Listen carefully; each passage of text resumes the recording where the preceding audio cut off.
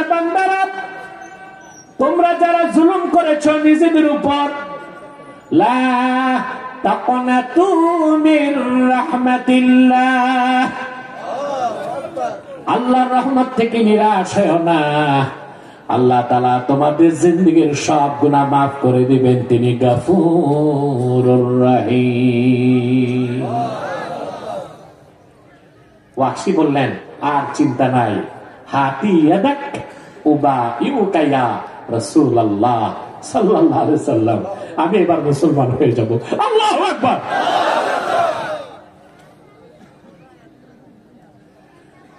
শুনে রাখো মুসলমান, আল্লাহর পক্ষ থেকে এই ওয়াফার, এই মহা সুযোগ শুধু ওয়াহশীর জন্য খাস ছিল না, ওয়াহশীর জন্য ছিল খাস, গোটা উম্মতে মুহাম্মাদের জন্য। আল্লাহর হাবিবের কোন উম্মত যদি পরিপূর্ণ ঈমান আনে, হৃদয়কে পবিত্র করে ফেলে, আমলনামায় যদি শিরক আর কুফর না থাকে, যত বড় গুনার বোঝা নিয়ে হাসরে দাঁড়াক না কেন, আল্লাহ তারে ফার্স্ট চান্সও মাফ করে দিতে পারেন। গুনার কারণে জাহান্নামে শাস্তি দিলেও অবশ্যই কোন একদিন আল্লাহ তারও জান্নাত দিবেন। তাহলে আমাদের মূল কাজ হচ্ছে হৃদয়কে পবিত্র করা। সুবহানাল্লাহ বলবেন না? তারপর যদি পরিপূর্ণ সফলতা চান, অর্থাৎ 1 সেকেন্ডও জাহান্নামে যাইতে চান, আমরা প্রত্যেক মুমিন মুসলমান যদি আমলনামায় শিরক আর কুফর না থাকে, আমাদের প্রিন্সিপাল আইডেন্টিটি উম্মতে মুহাম্মাদি পরিচয় নিয়ে যদি মরতে পারি, হৃদয় পবিত্র থাকে, তাহলে কোনো একদিন আমরা জান্নাত পাবো, শাস্তি হলেও। এখন আমরা তো শাস্তিও চাই না, বিনা শাস্তিতে জান্নাত চাই, ওটাই তো পূর্ণ সফলতা। তাইলে ঈমানের পর আর 2টা কাজ আল্লাহ দিয়েছেন। ফাযাকারা ইসমা রাব্বিহি ফাসাল্লা, রবের নামে জিকির করলো। সেজন্য আমি উদাত্ত ভাবে বলছি, রাষ্ট্র সংস্কার করতে হলে সংবিধানও বদলাতে হবে, প্রচলিত আইনকে বাদ দিয়া শরিয়া আইনে দেশ চালাতে হবে।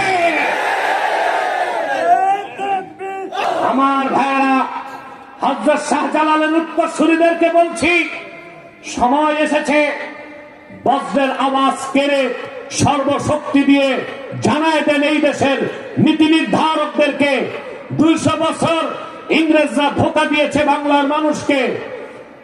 47-এ দেশ স্বাধীনের পর 24 বছর পাকিস্তানিরা ধোঁকা দিয়েছে। 71-এ দেশ স্বাধীনের পর 53 বছর যারাই ক্ষমতায় গেছে ধোঁকা দিয়েছে, পশ্চিমাদের তাবেদারি করেছে। আর পশ্চিমাদের তাবেদারি চলবে না, কোরআনের আইন দিয়ে দেশ চালাতে হবে, বাংলাদেশকে দখল করতে হবে।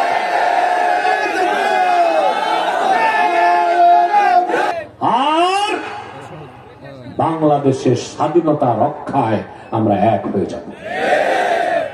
দুনিয়ার কোন পরাশক্তি নাই আমাদের স্বাধীনতায় হাত দিতে পারে।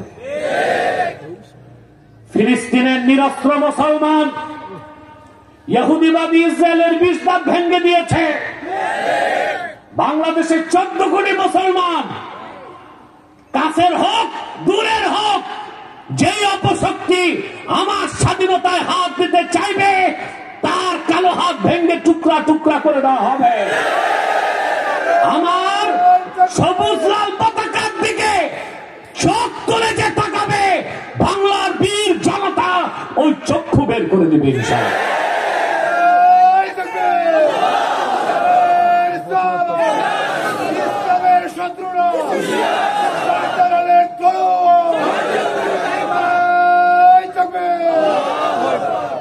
আমার ভাইরা, 3টা স্বার্থে এক হবেন। আমাদের এই 3টি স্বার্থের বিরুদ্ধে কাজ করতেছে বাংলাদেশে 3টে অমুসলিম সম্প্রদায়। তার মধ্যে সবচেয়ে জঘন্য হচ্ছে কুখ্যাত কাদিয়ানী সম্প্রদায়। নিঃসন্দেহে তারা কাফের এবং অমুসলিম। আলহামদুলিল্লাহি নাহমাদুহু ওয়া নাস্তাঈনুহু ওয়া নাস্তাগফিরুহু ওয়া নাউযু বিল্লাহি ونعوذ بالله من شرور أنفسنا ومن سيئات أعمالنا من يهده الله فلا مضل له ومن يضلله فلا هادي له ونشهد أن لا إله إلا الله وحده لا شريك له ونشهد أن سيدنا وحبيبنا ومولانا محمدا عبد الله ورسوله صلى الله عليه وعلى آله وصحبه وسلم الذي أكمل الله به قصر النبوة أي ختم الله به النبوة وحكم لا نبي بعده وأعلن في القرآن بالبرهان أن محمدا صلى الله عليه وسلم خاتم النبيين والمرسلين الذي أرسله بالحق بشيرا ونذيرا وداعيا إلى الله بإذنه وسراجا منيرا فقد قال الله تعالى في كلامه المجيد والفرقان الحميد أعوذ بالله من الشيطان الرجيم بسم الله الرحمن الرحيم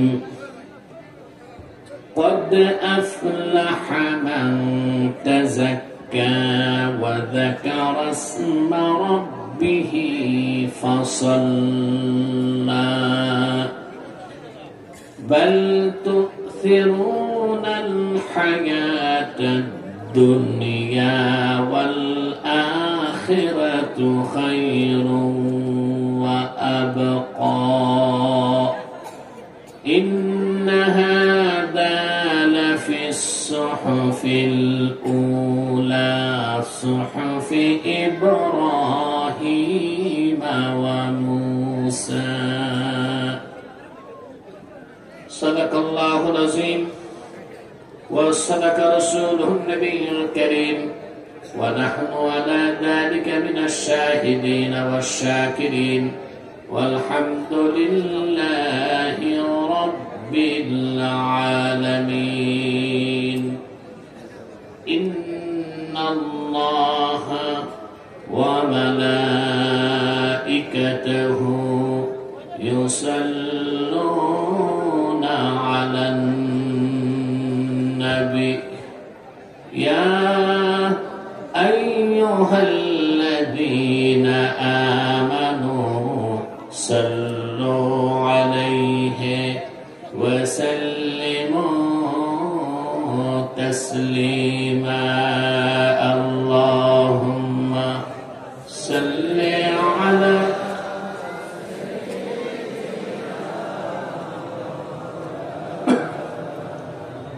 وعلى آل سيدنا مولانا محمد اللهم صل على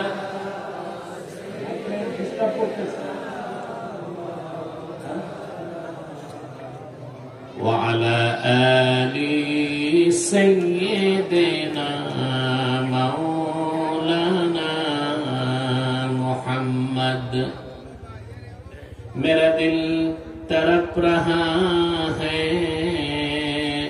मेरा जल रहा है सीना ये दवा वही मिलेगी, मुझे ले चलो मदीना। अल्लाहुम्मा सल्ली अला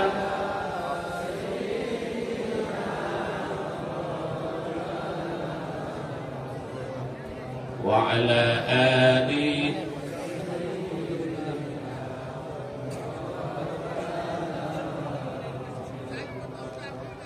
আপনারা এতগুলো মানুষ দরুদ সালাম করতেছেন, আওয়াজ নাই কেন? সমস্যা কি অসুস্থতা না কৃপণতা? একটা তো হবে। আরে মাতো না কেন?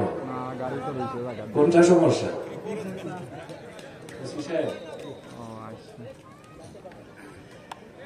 একটা তো সমস্যা আছে, হয় অসুস্থতা নয় কৃপণতা। আমরা কণ্ঠের জড়তা ছেড়ে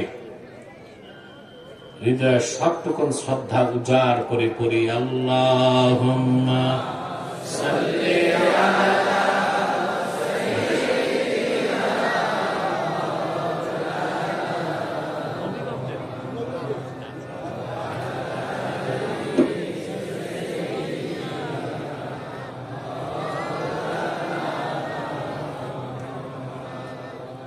فهو الذي تم معناه وصورته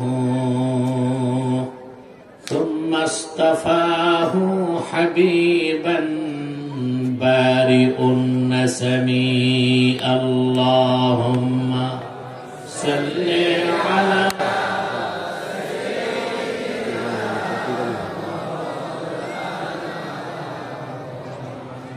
وعلى آل سيدنا مولانا محمد।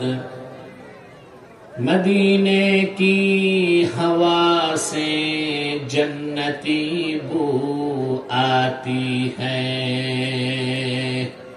खा के पाके मदीना में नूर जन्नत चमकती है। अल्लाहुम्मा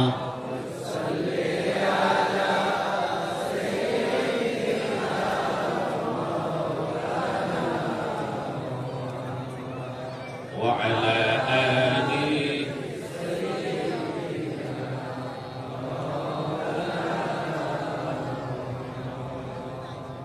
मुहम्मदुन रसूलुल्लाह सल्लल्लाहु अलैहि वसल्लम खतमल्लाहु बिहिन नबुव्वा व हकमा अल्ला नबिय्य बअदहु बलगल उला बिकमालिही हसनत जमीअ खिसालिही सल्लु अलैहि। বাংলাদেশ আঞ্জুমানে তালামিজ ইসলামিয়া কর্তৃক আয়োজিত আজকের এই ১২তম তাফসীরুল কোরআন মাহফিলের সম্মানিত সভাপতি হাজারাত উলামায়ে কেরাম, তুলাবায়ে এজাম, উপস্থিত নবীগঞ্জ থানার ভারপ্রাপ্ত কর্মকর্তা, অতিথিবৃন্দ এবং বিভিন্ন মিডিয়া থেকে যারা উপস্থিত হয়েছেন আজকের মহতি মাহফিলে, সকলকে আমার পক্ষ থেকে হৃদয় নিংড়ানো ভালোবাসা,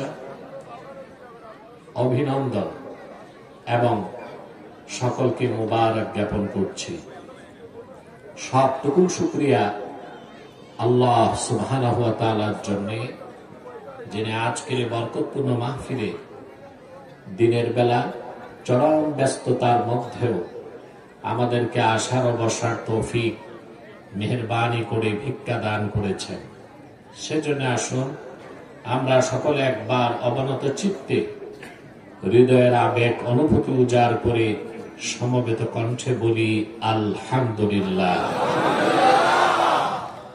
অগণিত অসংখ্য দরুদ ও সালাম আল্লাহর সৃষ্টির প্রধান আকর্ষণ বিশ্ব সভার সভাপতি সকল নবী রাসূলগণের মাথার তাজ, শামসুল হিদায়াত, বদরুদ্দুজা, সাইয়্যিদুস সাকালাইন, ইমামুল মুরসালিন, খাতামুন নবিয়্যিন ওয়াল মুরসালিন, আফতাবে নবুওয়াত, শাহানশাহে রিসালাত, সরকারে দো জাহাঁ, সুলতানুল মদিনা, নবিয়ুল আম্বিয়া, হুজুরে আকরম, নূরে মুজাসসাম, নূরুন আলা নূর, সাইয়্যিদিনা হাবিবিনা শফিঈনা মাওলানা মুহাম্মদ সাল্লাল্লাহু আলাইহি ওয়াসাল্লামের উপর আল্লাহ তাবারাকা ওয়া তাআলা যাকে আজ থেকে প্রায় ১৫০০ বছর আগে প্রেরণ করেছেন সর্বশ্রেষ্ঠ ও সর্বশেষ নবী ও রাসূল হিসেবে, যার পরে আজ পর্যন্ত পৃথিবীতে অবশ্যই কোন প্রকার নবী কিংবা রাসূল অবশ্যই আসে নাই, অবশ্যই এখনো নাই, অবশ্যই কিয়ামত পর্যন্ত আসবে না। সম্মানিত সুধী, আপনারা সেই সকাল থেকে বক্তব্য শুনে এসেছেন, আলহামদুলিল্লাহ। ভাই, বাম পাশ থেকে যে আওয়াজটা আসে ওটা বন্ধ করে দাও, হরেনটা আওয়াজটা ইকো হবে না, আওয়াজটা ছেড়ে দিবে, কম আওয়াজ, ক্লিন আওয়াজ, কানে না লাগে কিন্তু অর্ডিন্যান্স আওয়াজ লাগবে। হ্যাঁ, এরকম করে এটা খুলে দেওয়া যায় না এটা। সম্মানিত সুধী, আমি আজকে আপনাদের সামনে সূরাতুল আ'লা থেকে শেষ ৬টা আয়াত তেলাওয়াত করেছি। বলুন তো কোন সূরা? এই সূরাতে আল্লাহ তাআলা ১৯টি আয়াত নাযিল করেছেন। আমরা শেষ ৬টি আয়াত তেলাওয়াত করেছি। আপনাদের ইহকালীন কল্যাণ এবং পরকালীন মুক্তির লক্ষ্যে নির্ভরযোগ্য মুফাসসির এবং মুহাদ্দিসগণের দৃষ্টিকোণ থেকে আমি কিছু কথা আপনাদের সামনে তুলে ধরব ইনশাআল্লাহ। ভূমিকাতে একটি কথা বলবো, তা হলো এখানে যারা এসেছেন আর চরম ধৈর্যের পরীক্ষায় উত্তীর্ণ হয়ে বসে আছেন, এখানে আসার পেছনে বসার পেছনে পার্থিব, জাগতিক, আর্থিক, রাজনৈতিক কোনো স্বার্থ নাই। আমরা এসেছি শুধুমাত্র আল্লাহ তার হাবিবের রেজামন্দি হাসিল করার জন্য, আর ইহকালীন কল্যাণ এবং পরকালীন মুক্তির পাথেও সঞ্চয় করার জন্য। ঠিক না ভাই? এখানে আপনি এসেছেন, কমিটির পক্ষ থেকে কোনো নগদ প্রাপ্তি নাই, আছে? আপনারা অনেক দূর দূর থেকে এসেছেন। আজকে কি বার? ব্যবসা কি বন্ধ? কৃষিকাজ না আছে? ব্যবসা চালু, কৃষিকাজ চালু, সবকিছু ফেলে আল্লাহর কোরআনের মহব্বতে হাজার হাজার লোক চলে এসেছেন। তা আপনি কি মনে করতে পারেন আল্লাহর কাছে আপনার বিনিময়টা কত বড়, তা আপনি চিন্তাও করতে পারবেন না। সুবহানাল্লাহ বলেন। হলো না তো, পুরুষের কণ্ঠে বলেন সুবহানাল্লাহ। এবার বেশি। আমরা এখানে বসেছি, যতক্ষণ বসে থাকবো আমাদের আমলনামা থেকে গুনাহগুলো মাফ হতে থাকবে। এটা আমার কথা না, আল্লাহ হাবিবের সাথ করেছেন, আমার উম্মতের মুমিন যখন দিন শেখার জন্য বের হয়ে যায়, ওয়াস্তাগফিরু লাহু মান ফিস সামাওয়াতি ওয়াল আরদ, আকাশে জমিনে আল্লাহর যত মাখলুকাত আছে আমার সে উম্মতের জন্য আল্লাহর কাছে গুনাহ মাফের দোয়া করে। এমনকি নদী আর সমুদ্রের কোটি কোটি মাছ তালেবে ইলমে দ্বীন শিখতে যে ঘর থেকে বের হয় তার জন্য আল্লাহর কাছে দোয়া করে। তাহলে আমরা মাহফিলে বসেছি, আর অপরদিকে আকাশে জমিনে নদী আর সমুদ্রে আমাদের জন্য দোয়া চলতেছে। আল্লাহর মাখলুকাত গুলো বলছে, আল্লাহ তোমার হাবিবের এই উম্মত গুলোকে কোরআনের খাতিরে মাফ করে দাও। এতে আমরা খুশি না বেজার? দুই, একটু পরে আমরা, রাতে তো মাহফিল নাই, দিনেই তো সমাপ্ত,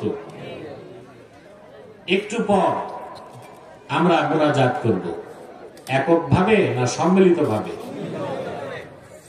ওই সম্মিলিত মোনাজাতে হাত দুটো মুখে স্পর্শ করার সাথে সাথে আমাদের সব গুনাহ মাফ হয়ে যাবে। সুবহানাল্লাহ। আল্লাহর হাবিব ইরশাদ করেছেন, আমার উম্মতের কোন মুমিন যদি আল্লাহর কাছে দোয়া করে, বাকিরা যদি আমিন আমিন বলে, সঙ্গে সম্মিলিত ভাবে আল্লাহর কাছে প্রার্থনা করে, আমার উম্মতের সম্মিলিত মুনাজাত আল্লাহ তাৎক্ষণিক কবুল করে নিবে।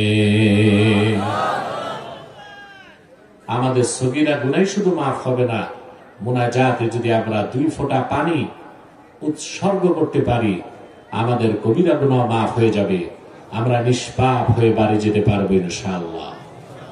এতে আমরা খুশি না বেজার? বেজার শুধু শয়তান, শয়তানও বেজার, তার চেলা চামুন্ডারও বেজার।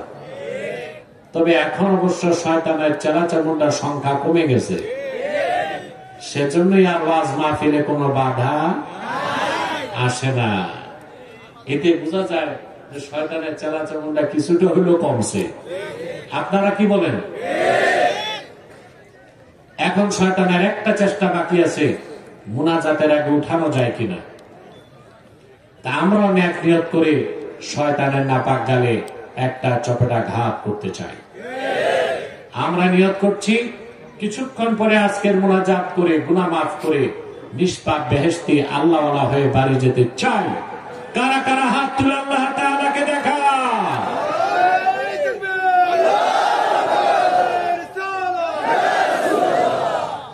আল্লাহ কবুল করুন, মঞ্জুর করুন।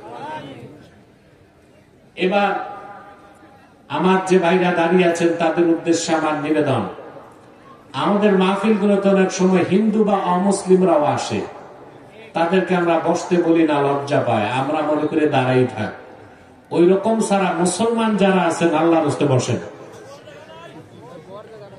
বর জায়গা নাই, আছে আছে, একটু পিছনে চলে যান, সামনে নাই, পিছনে একটু জায়গা আছে, আমাদের প্যান্ডেলটা কানায় কানায় পূর্ণ হয়ে যাবে ইনশাআল্লাহ। বসার চেষ্টা করুন, আর জায়গা যদি নাই পান তাহলে দাঁড়িয়ে থাকুন। আবার অনেকের বিপদ আছে, জিন্সের প্যান্ট লাগায় আসছে, বসার উপায় নাই। আমি যদি বলি বসো, চিচেন থাক, ওটা আরেক সমস্যা, তো দাঁড়াই থাক। আর আমাকে ডিস্টার্ব করা যাবে না, আমি আলোচনায় প্রবেশ করছি। আমার সঙ্গে আপনারাও পড়বেন, তেলাওয়াত করবেন, যেন প্রতিটি বাক্যের, প্রতিটি শব্দের, প্রতিটি অক্ষরের নূর আল্লাহ তাআলা আমাদের সিনায় প্রস্ফুটিত করে দেয়। পড়ুন। আউযু বিল্লাহি মিনাশ শাইতানির রাজীম। বিসমিল্লাহির রাহমানির রাহিম। قد أفلح من تزكى وذكر اسم ربه فصلى بل تؤثرون الحياة الدنيا والآخرة خير وأبقى إن هذا لفي الصحف الأولى صحف إبراهيم وموسى। আল্লাহ তাআলা বলেন, قد أفلح من تزكى, নিশ্চয় সফলতা লাভ করলো সেই যে তার হৃদয়কে পবিত্র করলো। وذكر اسم ربه, আর তার রবের নামে জিকির করলো। সুবহানাল্লাহ কইবেন না ভাই? এবং ফাসাল্লা, আর নামাজ পড়লো। এই তিনটা নীতি যে বাস্তবায়ন করলো, তিনটা কাজ যে করলো, আল্লাহ তার সফলতাকে সার্টিফাইড করেছেন। অর্থাৎ আমার সে বান্দা সফল হয়ে গেল, বলেন সুবহানাল্লাহ। সফলতা চান? সবাই? কৃষক ব্যবসায় সফলতা চায়, ফলন বেশি ফললে কৃষক মনে করে বাম্পার ফলন, সফল কৃষিজীবী। ব্যবসায়ী তার ব্যবসায় সফলতা চায়। অনেকে তো ব্যবসায় আবার সিন্ডিকেট করে আঙ্গুল ফুলে কলা গাছ। যেভাবে হোক বৈধ পথে অবৈধ পথে মানুষ ব্যবসায় সফলতা চায়। রাজনীতিবিদ রাজনীতিতে সফলতা চায়, চায় না? প্রতিটি মানুষ তার জীবনে সফলতা চায়। মানুষ তো সর্বশ্রেষ্ঠ সৃষ্টি, এমনকি ইতর প্রাণী যেগুলো আছে এগুলো সফলতা চায়, চায় না? একটা মৌমাছি কত ক্ষুদ্র প্রাণী, লক্ষ্য করে দেখুন, মৌমাছি আল্লাহর হুকুমে বাহারি ফুল থেকে মধু সঞ্চয় করে মৌচাকের মধ্যে মানুষের জন্য উত্তম খাদ্য মধু সঞ্চয় করে দেয়। এই কাজে সে সফল হয়। দুনিয়ার সমস্ত রসায়নবিদকে এক জায়গায় এনে দিলেও ফ্যাক্টরিতে এক ফোঁটা মধু বানাতে তো পারবে না। মৌমাছি তার কাজে সফল। বাবুই পাখি তাল গাছে ঘর বানায়, দেখছেন? আপনাদের দেশে বাবুই পাখি নাই? তাল গাছও কমছে, বাবুই পাখিও কমছে। কতটা সুনিপুণ দক্ষতায়, কতটা শৈল্পিক ছান্দসিকতায় বাবুই পাখি ঘরটা বানায়, দেখছেন? ঝড় তুফানে মানুষের ঘরে চাল উড়ে যায়, বাবুই পাখির ঘর ফ্লেক্সিবল, কিচ্ছু হয় না। সুবহানাল্লাহ। সফল কিনা বাবুই পাখি? ও কোন বিশ্ববিদ্যালয়ে পড়ছে? বাংলাদেশে যত প্রকৌশল বিশ্ববিদ্যালয় আছে, বুয়েট, চুয়েট, রুয়েট, ডুয়েট, আর কি আছে, কুয়েট, সুয়েট, সব প্রকৌশল বিশ্ববিদ্যালয়ের ইঞ্জিনিয়ার গুলোকে এক জায়গায় আনলেও বাবুই পাখির ঘরের মতো একটা ঘর বানাই দিতে পারবে? পাখি তার কাছে সফল। একটা বিড়াল গাছে উঠতে চায়, পারে না। একবার, দুইবার, 10 বার হলেও সে পারে। মান্দার গাছ ছাড়া সব গাছে বিড়াল উঠতে পারে। তো ইতর প্রাণীও তার কাছে সফলতা চায়। মানুষ তো সহজাত প্রবৃত্তি মানুষের যে সে সফল হতে চায়, সৎ পথে হোক আর অসৎ পথে হোক। কিন্তু অধিকাংশ মানুষ জানে না সফলতা কোন পথে। সফলতার পথ তো দেখায় দিয়েছে আল্লাহর কোরআন। এই কোরআনের বাইরে মানুষ তার ইহকালীন সফলতা, পরকালের সফলতা খুঁজে পেতে পারে না। সেই জন্য আল্লাহ তাআলা সফলতার কথা বলতে যেয়ে বলেন, কদ আফলাহা মান তাযাক্কা, যে ব্যক্তি তার হৃদয়কে পবিত্র করলো, ওয়া যাকারা ইসমা রাব্বিহ, তার রবের নামে জিকির করলো, ফাসাল্লা, 5 ওয়াক্ত নামাজ পড়লো, আমার আল্লাহ ঘোষণা করেছেন আমার সে বান্দাটা সফল হয়ে গেল। বুঝতেছেন? এবার আসে কদ আফলাহা মান তাযাক্কা, হৃদয় পবিত্র করার অর্থ কি তা তো বুঝতে হবে। কথা বলে না। দাঁত পরিষ্কার করেন কি দিয়ে? মেসওয়াক, ঠিক না?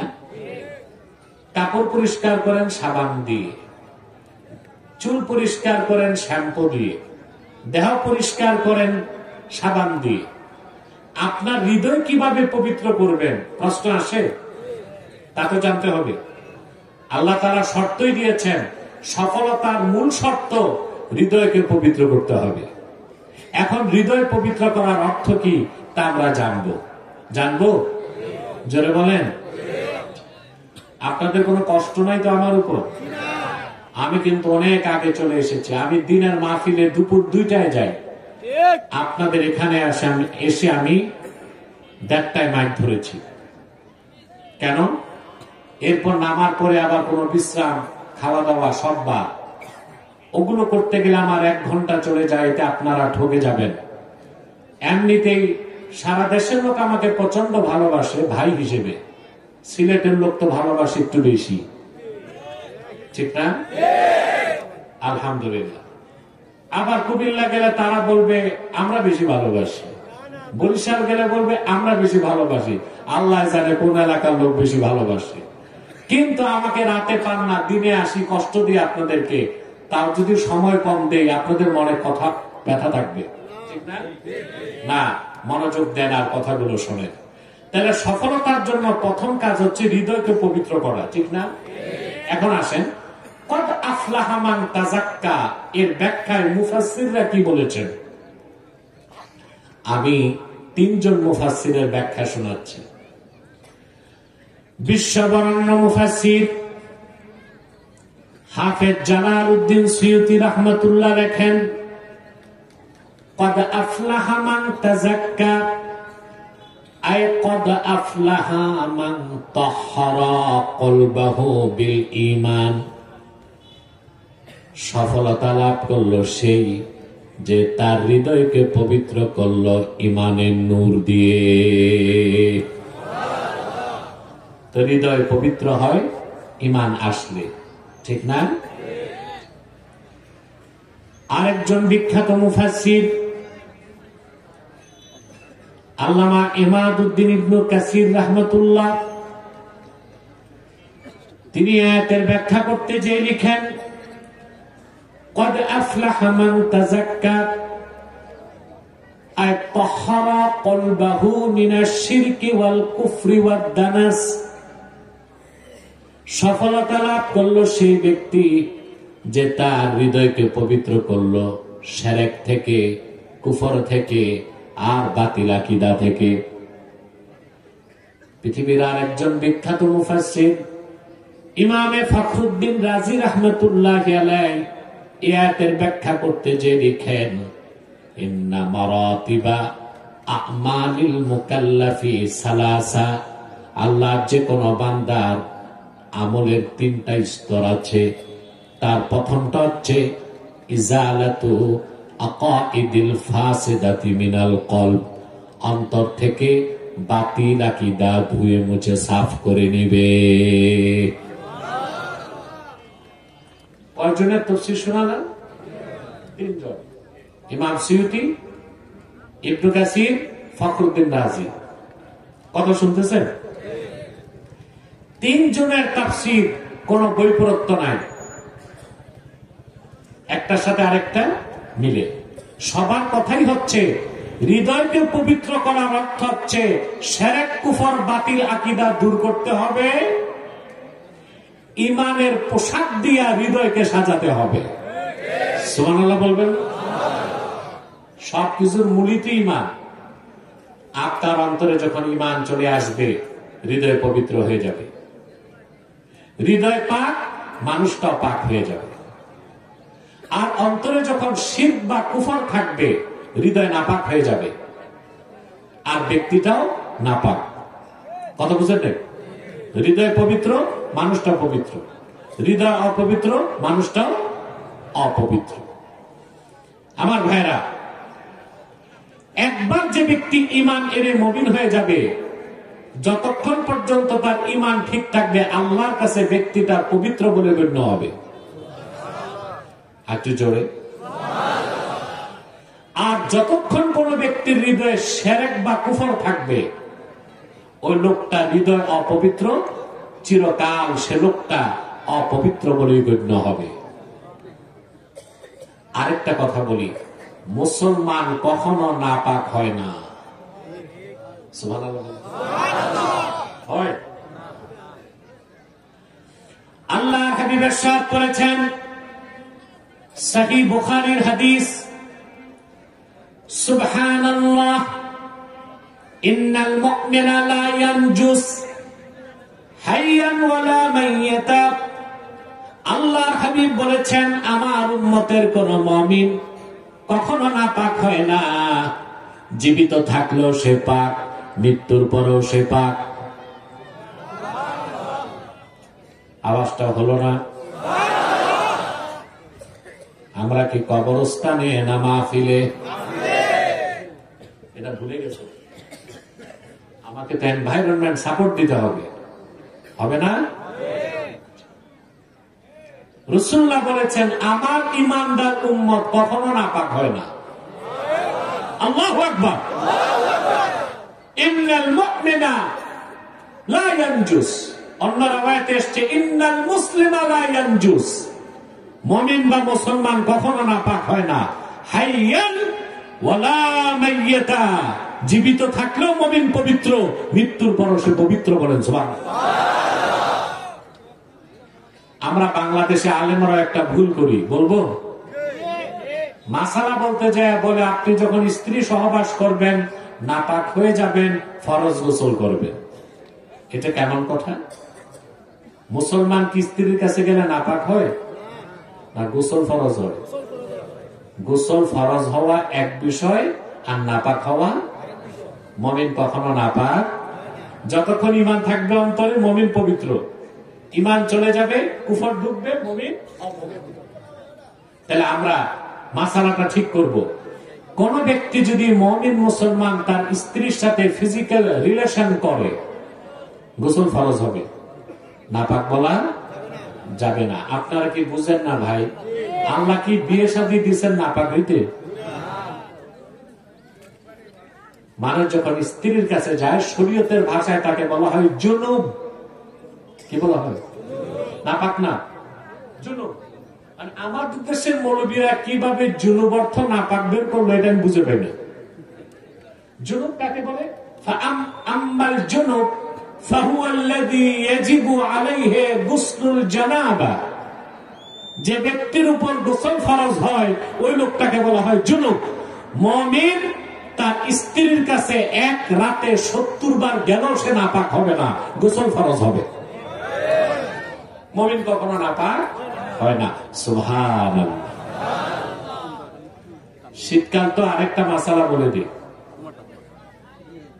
এখন গোসল ফরজ কখন, এটা প্রশ্ন আছে। শীতকাল, মাঘ মাস, কনকনে শীত। আপনি স্ত্রীর কাছে যাওয়ার পর ওই রাত 1:30 বাজে উঠে ঠান্ডা পানি দিয়ে গোসল করার দরকার নেই। গোসল ফরজ হবে ইদা দাখালা ওয়াক্তুল ফাজরে, ফজরের টাইম এন্ট্রি করলে গোসল ফরজ। এর আগে ফরজ? কথা বলেন। আরে বাবা, তোমাদের জীবনের সাথে ক্লোজলি রিলেটেড একটা মাসালা, আর মাসালার ক্ষেত্রে তো লজ্জা পাওয়া যায় না। এখন যদি মাঘ মাসে উঠে ফরজ গোসল করেন রাত 1:30টায়, 7 দিন ভয় থেকে স্ত্রীর কাছে যাবে? কথা বলেন। আপনি যদি স্ত্রীর কাছে যান, গোসল ফরজ, ঠিক না? বীর্যপাত হলে গোসল ফরজ। কখন ফরজ? ইদা দাখালা ওয়াক্তুল ফাজরে, ফজরের টাইম এন্ট্রি করার পর নামাজ পড়তে হবে, গোসল ফরজ। সহজ হয়ে গেল না? খুবই সহজ না? তবে আদাব হচ্ছে পারলে সাথে সাথে গোসল করে নেওয়া। আমার ভাইয়েরা, মুমিন কখনো নাপাক হয় না। ঈমান আনার মাধ্যমে হৃদয় যখন পবিত্র হয়ে যায়, ব্যক্তিটাও পবিত্র হয়ে যায়।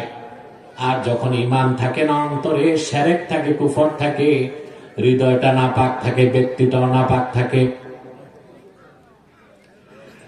মানুষের বডি, এটা যদি হয় human body as like a state, heart is the capital of this state. মানুষের দেহটা যদি একটা রাষ্ট্রের সাথে তুলনা করি, তো মানুষের অন্তরটা হচ্ছে সেই রাষ্ট্রের রাজধানীর মতো। কিসের মতো? রাজধানী বলছি না। মানুষের দেহটা যদি হয় একটা রাষ্ট্রের মতো, তা হার্ট হচ্ছে ওই রাষ্ট্রের রাজধানী। তো মডার্ন ওয়ার পলিসি, আধুনিক যুদ্ধনীতি বলে রাজধানী যাদের দখলে থাকে, দেশ তাদের দখলে থাকে। যুদ্ধের এই নীতিটা শয়তান ভালো জানে। এই জন্য শয়তান কোন মানুষের কান দখল করে না, মাথা দখল করে না, নাক দখল করে না, সে মানুষের রাজধানী দখল করে। আল্লাহর হাবিব ইরশাদ করেছেন, আশ-শায়তানু জাসিমুন আলা কলবি বনি আদম ইদা যাকারা ফাখানাসা ওয়া ইদা গাফালা ফাওয়াসওয়াসা। শয়তান বনি আদমের অন্তরে আসন গেড়ে বসে যায়, সে বনি আদমকে ওয়াসওয়াসা দেয়। মুমিন বান্দা যখন আল্লাহর জিকির করে শয়তান পালিয়ে যায়, আর যখন আল্লাহর জিকির থেকে সে বিরত হয়ে যায়, শয়তান ওয়াসওয়াসা দিতে থাকে। তাহলে আপনার এই দেহের মূল কি? হার্ট। সুবহানাল্লাহ। এটা আল্লাহর হাবিবের হাদিস থেকেও প্রমাণিত। আল্লাহর হাবিব ইরশাদ করেছেন, আলা ওয়া ইন্না ফিল জাসাদি মুদগাহ ইযা সালাহাত সালাহাল জাসাদু কুল্লুহু ওয়া ইযা ফাসাদাত ফাসাদাল জাসাদু কুল্লুহু আলা ওয়া হিয়াল কলব। সাবধান, জেনে রেখো, মানুষের দেহের ভিতরে একটা গোশতের টুকরা আছে। ওই গোশতের টুকরাটা যখন ভালো হয়ে যাবে, ওই গোশতের টুকরাটা যখন ভালো হয়ে যায়, মানুষটা ভালো হয়ে যায়। গোশতের টুকরা যখন বরবাদ হয়ে যায়, মানুষটা বরবাদ হয়ে যায়। ওই গোশতের টুকরার ভিতরে যখন ঈমান প্রবেশ করে, টুকরাটা পবিত্র হয়ে যায়, মানুষটাও পবিত্র হয়ে যায়। আর ওই গোশতের টুকরার ভিতরে যখন শিরক থাকে, কুফর থাকে, গোশতের টুকরাটা নাপাক হয়ে যায়, মানুষটাও নাপাক হয়ে যায়। জেনে রেখো, ওই গোশতের টুকরার নাম হচ্ছে কলব, হার্ট, দিল, হৃদয়, মন, হৃৎপিণ্ড। কোনটা বুঝছেন? কলব। আরে ভাই, একটারই নাম।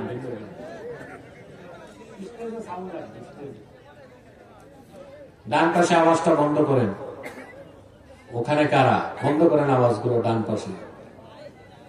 সম্মানিত সুধী, কথা খেয়াল করতেছেন? হৃদয় ঠিক, মানুষ ঠিক। হৃদয় খারাপ, মানুষ খারাপ। বাংলাদেশে শুনছি কোন এক বক্তা নাকি বলছে এই হার্ট নাকি কলব নাকি মাথায়। আমি ভাবলাম, আগে আমি জানতাম বুদ্ধিজীবীদের মধ্যে প্রতিবন্ধী আছে, এখন তুই বক্তাদের মধ্যেও আছে। আমি বললাম যে বক্তা বলছে কলব মাথায়, ওর মগজ হাঁটুতে। মগজ কই? হাঁটুতে। এই কোরআন কারিমে তো আল্লাহ বলে দিয়েছেন কলব কোথায়। ফাইন্নাহা লা তা'মাল আবসার ওয়ালাকিন তা'মাল কুলুবুল্লাতী ফিস সুদূর। স্পষ্ট কোরআন কারিমের আয়াত। আল্লাহ বলেছেন কাফেররা কপালের চোখে অন্ধ না, বরং ওদের সিনা সমূহে যে অন্তর আছে, ওই অন্তরে তারা অন্ধ। আরবিতে সাদরুন মানি বুক, সুদূর বহুবচন, রাসুল মানি মাথা, বহুবচন রুউস। আল্লাহ কি কলবের কথা বলছেন ফির রুউস না ফির সুদূর? কলব কোথায়? কথা বলেন। সিনায়। হাদিস শরীফে এসেছে আলা ওয়া ইন্না ফিল জাসাদি মুদগাহ। মানুষের দেহে একটা গোশতের টুকরা আছে। মাথা কাটলে গোশতের টুকরা পাওয়া যায়? কোথায় পাওয়া যায়? বাম বুকের 2 আঙ্গুল নিচে একটা গোশতের টুকরা। আসেন, আপনাদের যখন হার্ট অ্যাটাক করে ডাক্তারের কাছে যান, মাথা কাটে না বুক কাটে? হার্ট কোথায়? বুকে। এরপরে আসেন, যারা এমবিবিএস ডাক্তার হয় 6 বছর পড়াশোনা করে, প্রথম 6 মাস তাদেরকে একটা বিদ্যা করানো হয় অ্যানাটমি। মগজ কই, লিভার কই, ফুসফুস কই, হার্ট কই। তো ডাক্তাররা কি শেখায়? হার্ট মাথায় না অন্তরে? না এই বুকে। হার্টটাই তো অন্তর। তাহলে আমরা কতটা জাহেল ও মূর্খ হলে বলতে পারি যে মানুষের কলব হচ্ছে মাথায়। এ তো পাগলের প্রলাপ ছাড়া আর কিছুই নয়। এটার একটা বড় উদ্দেশ্য আছে। উদ্দেশ্য হচ্ছে তরিকত তাসাউফকে অস্বীকার করা। কারণ আল্লাহ বুজুর্গদের কাছে গেলে আমরা তাওয়াজ্জু পাই। তরিকত তাসাউফের মূল হচ্ছে কলব নিয়ে। কলবকেই যদি অস্বীকার করা যায়, তো এক কথাতেই তো তরিকত তাসাউফ পীরি মুরিদিরে বাদ দেওয়া যায়। উদ্দেশ্য এটা। উদ্দেশ্য কি? আমার ভাইরা, আমরা এতটুকু বুঝলাম, অন্তর পাক করতে হবে ঈমান দিয়ে। জোরে বলেন কি দিয়ে? অন্তরে যখন ঈমান চলে আসবে, হৃদয়টা পবিত্র হয়ে যাবে, মানুষটাও পবিত্র হয়ে যাবে। আর অন্তরের মধ্যে যখন শিরক আর কুফর ঢুকবে, অন্তরটা নাপাক হয়ে যাবে। ঈমান আনার পরে ঈমান নষ্ট হয়ে যায় শিরক আর কুফরের কারণে।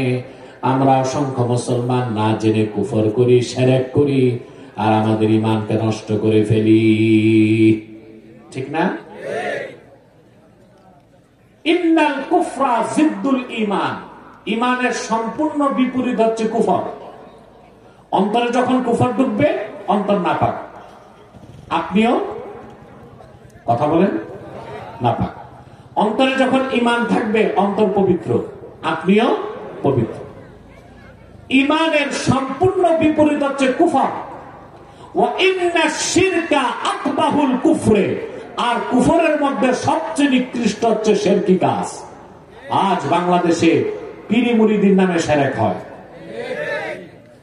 রাজনীতির নামে শিরক হয়, সংস্কৃতির নামে শিরক হয়, হয় না?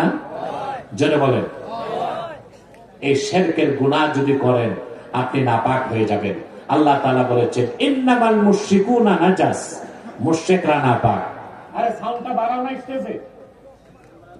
আল্লাহ বলেছেন মুশরিকরা নাপাক। মুশরিকরা কি? কোন মুশরিক, কোন কাফের যতক্ষণ ঈমান না আনবে 70,000 বার লাখ সাবান দিয়ে গোসল করলো সে পবিত্র হবে না। আর মুমিন ঈমান আনার পরে পবিত্র, জীবিত থাকলেও পবিত্র, মারা গেলেও পবিত্র। কদ আফলাহা মান তাযাক্কা, এই অংশটা কি বুঝতেছি? কথা বলে না। তাহলে অবশ্যই আপনাদের হৃদয়কে পবিত্র করতে হবে, ঈমান আনার মাধ্যমে শিরক কুফর বাদ দিতে হবে। আমরা অসংখ্য শিরকি কাজে লিপ্ত হয়ে যাচ্ছি এখন। মনে রেখো আমার নবীগঞ্জের মুসলমান ভাইয়েরা, তোমার আমলনামায় যদি একটা নেকি না থাকে, কিন্তু তোমার মৃত্যু যদি হয় পবিত্র হৃদয় নিয়ে, তার মানে তোমার আমলনামায় শিরক নাই, কুফর নাই, কোন নেক আমল নাই। হাসর হবে তোমার উম্মতে মুহাম্মাদি পরিচয়। আল্লাহ তাআলা ইচ্ছে করলে তোমাকে শাস্তি দিবেন, তারপরে জান্নাত দিবেন। আবার ইচ্ছে করলে উম্মতে মুহাম্মাদি হবার কারণে বিনা শাস্তিতেও জান্নাত দিয়ে দিতে পারে। ফাহুয়া ইলাল্লাহ, বুখারী শরীফের হাদিস, ফাহুয়া ইলাল্লাহ ইন শাআ আফা আনহু ওয়া ইন শাআ আকাবাহু। যদি কোন উম্মতে মুহাম্মাদি ইন্তেকাল করে এই অবস্থায় যে তার আমলনামায় শিরক নাই, কুফর নাই, তাহলে লোকটা মারা গেল পবিত্র হৃদয় নিয়ে, হাসর হবে মুমিন অবস্থায়। আল্লাহ ইচ্ছে করলে তাকে মুমিন হবার কারণে বিনা আযাবেও জান্নাত দিতে পারেন, আর আযাব যদি দেন, আযাবের পর হলেও অবশ্যই তারে জান্নাত দিবেন। পক্ষান্তরে কারো হৃদয় যদি অপবিত্র হয়, পাহাড় সমান নেক আমল আছে, কোটি টাকা দান খয়রাত করে, থুতায় কয়েকখান দাড়ি, মাথায় একখান টুপি, 2-4 রাকাত নামাজ আছে, রোজাও আছে, কিন্তু আমলনামায় যদি একটা শিরকের গুনাহ, কুফরের গুনাহ থাকে, তার কোনো আমল কবুল হবে না। তার হৃদয়টা অপবিত্র বলে গণ্য হবে। হাসর ময়দানে তার হাসর হবে কাফের হিসেবেই। আমল কোন কাজে আসবে না। আল্লাহ স্পষ্ট কোরআন কারীমে বলেছেন, ইয়াওমা লা ইয়ানফাউ মালু ওয়ালা বানুন ইল্লা মান আতাল্লাহা বিকলবিন সালিম। হাসর ময়দানে আল্লাহর কাছে যে উপস্থিত হবে, হাসরের দিন সহায় সম্পদ, ছেলে সন্তান কোন কাজে আসবে না। নেতা কাজে আসবে, কথা বলে না। কর্মীরা, মন্ত্রী, এমপি, প্রেসিডেন্ট, ব্যবসা বাণিজ্য, আল্লাহ বলেছেন ইল্লা মান আতাল্লাহা বিকলবিন সালিম, তবে যে পবিত্র হৃদয় নিয়ে আল্লাহর কাছে উপস্থিত হবে তার কোনো চিন্তা নাই। আমরা হৃদয় পবিত্র করার কথা শিখতেছি, ঠিক না ভাই? মনোযোগ আছে? একেবারেই আছে? ঘুমটুম নাই তো? দিনে আবার ঘুমায় কেমনে? এখন দুপুর কত, সোয়া 2:20 হয়ে গেছে। আমি যে বসছি আলোচনায় 50 মিনিট চলে গেছে, আর 20 মিনিট বইতানি।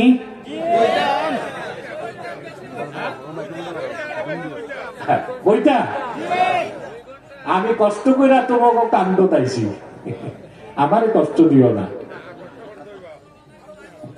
হ্যাঁ, 2 ঘন্টা তো সূর্য ডুবলে আমি যাবো কেমনে? না, আমি রাতে চলে না হেলিকপ্টার। আমরা একটা নীতিতে বিশ্বাস করব, কম সময়ে বেশি কথা না শুনে, বেশি সময়ে কম কথা শুনবো না, কম সময়ে বেশি কথা শুনবো। এটা ভালো না? তাহলে ভাইরা, পবিত্র হৃদয় যদি আমরা ধারণ করতে পারি, আমরা সফলতা লাভ করব। আর এই হৃদয়কে অপবিত্র করে 2টা জিনিস, কুফর বা শিরক। কুফর বা শিরক করলে একটা আমলও কবুল হয় না, সব বরবাদ হয়ে যায়। আর আল্লাহ স্পষ্ট কোরআন কারীমে বলে দিয়েছেন, তিনি শিরকের গুনাহ কখনো মাফ করবেন না। করবেন? আল্লাহ রাব্বুল আলামিন ঘোষণা করেন, ইন্নাল্লাহা লা ইয়াগফিরু আন ইউশরাকা বিহি ওয়া ইয়াগফিরু মা দুনা যালিকা লিমান ইয়াশা। নিশ্চয় কোন ব্যক্তি যদি আমার আল্লাহর সঙ্গে কোন ব্যক্তি বা বস্তুকে শরীক করে, সেই শিরকের গুনাহ কোনদিন আল্লাহ মাফ করবেন না। এছাড়া বান্দা যত বড় গুনাহ করুক, যাকে ইচ্ছা তাকে আল্লাহ মাফ করে দিতে পারেন। শিরকের গুনার মাফ নাই। আল্লাহর হাবিবের সাহাবীগণের মধ্যে জলিলুল কদর সাহাবী ছিলেন একজন, হযরত ওয়াহশী রাদিয়াল্লাহু তাআলা। নাম শুনছেন না? এই লোকটাই আল্লাহর হাবিবের আপন চাচা আমির হামজাকে উহুদ ময়দানে শহীদ করেছিল। সিরাত ইবনে হিশামে এসেছে, ওয়াহশী মুসলমান হবার পর বলেন, আমি নিজ হাতে বর্ষা মেরে আল্লাহর হাবিবের চাচা আমির হামজার সিনায় মেরেছিলাম বর্ষা। আমির হামজা উহুদ ময়দানে লুটায় পড়লেন। আবু জাহেলের স্ত্রী নষ্টা, ভ্রষ্টা, হিংস্র মহিলা হেন্দা, যে আল্লাহর হাবিবের চাচা আমির হামজার সিনাটা বিদীর্ণ করে কাঁচা কলিজা বের করে চর্বণ করেছে, আমির হামজার নাক কান কেটে মালা পরিধান করে উল্লাস করেছে। আল্লাহর হাবিব উহুদ ময়দানে আমির হামজার এই দৃশ্য যখন দেখেছেন, কোনদিন এই কথা মনে হলে তিনি ভুলতে পারতেন না সেই কথা। মক্কা যখন বিজয় হয়ে গেল, ওয়াহশী বলেন, আমি মক্কা ছেড়ে পালায়ে যাচ্ছি। লোকজন আমাকে বলল, ওয়াহশী আইনা তুরিদ, কই যাও? ওয়াহশী বলল, মক্কা বিজয় হয়ে গেছে, দলে দলে লোক মুসলমান হচ্ছে, সবাই মাপ পেতে পারে, কিন্তু আমি ওয়াহশী মাপ পাবো না। কারণ উহুদ ময়দানে আমি আল্লাহর হাবিবের চাচা আমির হামজাকে শহীদ করেছিলাম, সেই কথা রাসূলুল্লাহ কোনদিন ভুলবেন না, আমারও মাফ করবেন না। লোকেরা বলল, রে ওয়াহশী, একটিবার রাহমাতুল লিল আলামিনের কদমে চলে যাও, তোমার মতো ওয়াহশীকে আল্লাহর হাবিব মুহূর্তে ইচ্ছে করলে ক্ষমা করে দিতে পারে। ওয়াহশী বলেন, হয় আর শঙ্কা নিয়া আমি আল্লাহর হাবিবের কদমে উপস্থিত হলাম। রাসূলুল্লাহ বললেন, তুমি কে? সাল্লাল্লাহু আলাইহি ওয়াসাল্লাম, তুমি কে? আমি বললাম, ইয়া রাসূলুল্লাহ, আমার নাম ওয়াহশী। কোন ওয়াহশী? আমার চাচার হত্যাকারী। বলে, জি। কেন এসেছো? ক্ষমা চাইতে, ঈমান আনতে। আল্লাহর হাবিব বলেছেন, ঠিক আছে, ক্ষমাও করব আর ইসলাম গ্রহণের সুযোগও দিব, কালেমাও পড়াই দিব। ওয়াহশী বললেন, ইয়া রাসূলুল্লাহ সাল্লাল্লাহু আলাইহি সাল্লাম, তবে আমার একটা শর্ত আছে, আমি ঈমান আনলে তওবা করলে আল্লাহ যে আমাকে মাফ করবেন এই গ্যারান্টি চাই। সুবহানাল্লাহ কইবেন না? আল্লাহ হাবিব বলেন, তার কি বলতে চাও? বলে, লা উসলিমু হাত্তা আসমা'a কালাম আল্লাহ। আমি মুসলমান হলে আল্লাহ আমাকে মাফ করবেন, আল্লাহ যদি ওহীর মাধ্যমে আপনাকে জানান, আপনি বলেন, আমি কানে শুনি, তাইলে আমি মুসলমান হব। তাৎক্ষণিক কোরআনের আয়াত নাজিল হয়ে গেল। আল্লাহ বলেন, ওয়াল্লাযীনা লা ইয়াদউনা মা'আল্লাহি ইলাহান আখারা ওয়া লা ইয়াকতুলুনা আন-নাফসাল্লাতী হারামাল্লাহু ইল্লা বিল হাক্কি ওয়া লা ইয়াজনুন ومن يفعل ذلك يلقى أثاما الله أكبر। আল্লাহ ঘোষণা করে দিলেন, প্রিয় হাবিব আপনি জানাই দেন, ওয়াল্লাযীনা লা ইয়াদউনা মা'আল্লাহি ইলাহান আখার, যারা আল্লাহর সাথে অন্য কাউকে ইলাহ হিসেবে ডাকে না, মানুষকে হত্যা করে না, জিনা করে না, আল্লাহ এদেরকে মাফ করে দিবেন। ওয়াহশী বললেন, ইয়া রাসূলুল্লাহ ইন্নী আশরাকতু বিল্লাহ ওয়া কাতালতু আন-নাফসাল্লাতী হারামাল্লাহু ইল্লা বিল হাক্কি ওয়া জানাইতু, আমি শিরক করছি, আমি আপনার চাচাকে শহীদ করছি, কতবার জিনা করছি তার তো হিসাব নাই, তার মুসলমান হয়ে লাভ কি? আল্লাহ তো মাফি করবেন না। ভাই শুনতেছেন? হরেন চলে গেছে, সাউন্ড লাগবে হরেন। আপনারা শুনতেছেন, বুঝতেছেন? আবার কোরআনের আয়াত নাজিল হয়ে গেল। সুবহানাল্লাহ। আল্লাহ রাব্বুল আলামিন বলেন, ইল্লা মান তাবা ওয়া আমানা ওয়া আমিলা আমালান সালিহান ফাউলাইকা ইউবাদদিলুল্লাহু সাইয়্যাতিহিম হাসানাত ওয়া কানাল্লাহু গফুরার রাহিমা। আল্লাহ পাক ঘোষণা করে দিলেন, তবে হ্যাঁ যারা তওবা করে ঈমান আনবে, সুবহানাল্লাহ, হৃদয় পবিত্র হয় কি দিয়ে? বাহ, 1 ঘন্টা চলে গেছে এখনো ওয়াজ বুঝলা না? মাতো হৃদয় পবিত্র হয় কি দিয়ে? ঈমান। কি দিয়ে? সুবহানাল্লাহ।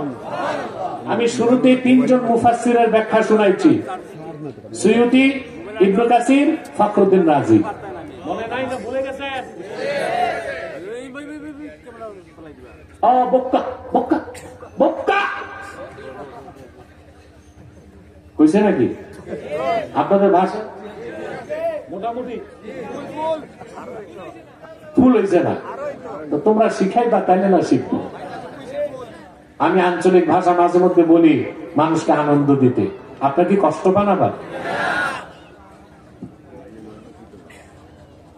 আল্লাহ ঘোষণা করে দিলেন, তবে যারা, যে ব্যক্তি তওবা করে ঈমান আনবে, হৃদয়কে পবিত্র করবে,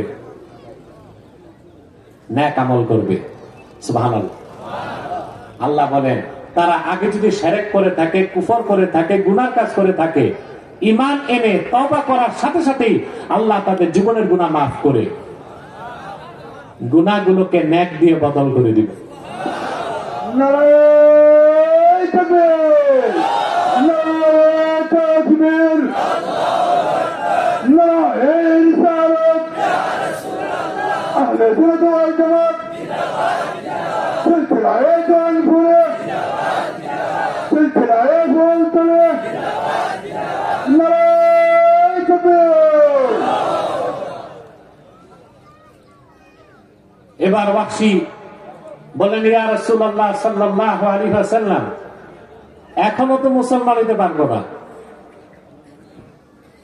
আল্লাহ হাবিব বলেন, কেন? বলে ইন্নী আরা ফিহি শারতান ফাহুয়াল আমালুস সালেহ। আল্লাহ তো ঈমান আনার পর আবার শর্ত দিয়েছেন নেক আমল করতে হবে। আমি ঈমান আনবো, তওবা করব, নেক আমল করার ভরসা আমার নাই। আহারে মুসলমান, সুবহানাল্লাহ কইবা না? আবার আল্লাহ রাব্বুল আলামিন আয়াত নাযিল করে দিলেন, ইন্নাল্লাহা লা ইয়াগফিরু আন ইউশরাকা বিহি ওয়া ইয়াগফিরু মা দুনা যালিকা লিমান ইয়াশা। আল্লাহ বলে দিলেন, কোনো চিন্তা নাই, নিশ্চয় যারা আল্লাহর সঙ্গে কাউকে শরীক করবে না, শিরক করবে না, কুফর করবে না, আল্লাহ তাদের সবাইকে মাফ করে দিবেন। যাকে ইচ্ছা তাকে, যত বড় গুনাহ থাক, ইচ্ছে করলে আল্লাহ রাব্বুল আলামিন যাকে তার চান তারে মাফ করে দিবে। ওয়াহশী বললেন, ইয়া রাসূলুল্লাহ সাল্লাল্লাহু আলাইহি ওয়াসাল্লাম, এখনো তো ঈমান আনতে পারতেছি না। আল্লাহ হাবিব বলেন, কেন? বলে আল্লাহ তো বলছেন লিমান ইয়াশা, যাকে চান তারে মাফ করবেন, আমারে যদি না চান।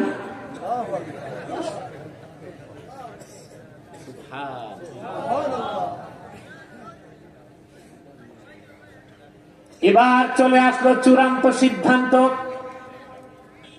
আল্লাহ দেখে বললেন, হাবিব আমার বলে দেন, কুল ইয়া ইবাদিয়াল্লাযীনা আসরাফু আলা আনফুসিহিম লা তাকনাতু মির রাহমাতিল্লাহ ইন্নাল্লাহা ইয়াগফিরুদ যুনুবা জামিআ ইন্নাহু হুয়াল গফুরুর রহিম।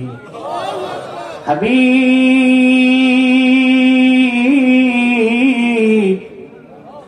বলে দেন মানব জাতিকে, ওহি আমার বান্দারা, তোমরা যারা জুলুম করেছো নিজেদের উপর, লা তাকনাতু মির রাহমাতিল্লাহ, আল্লাহর রহমত থেকে নিরাশ হয়ো না। আল্লাহ তাআলা তোমাদের জিন্দেগীর সব গুনাহ মাফ করে দিবেন, তিনি গফুরুর রহিম। ওয়াহশী বললেন, আর চিন্তা নাই, হাতি ইয়াদাক উবাইউকা ইয়া রাসূলুল্লাহ সাল্লাল্লাহু আলাইহি ওয়াসাল্লাম, আমি এবার মুসলমান হয়ে যাব। আল্লাহু আকবার।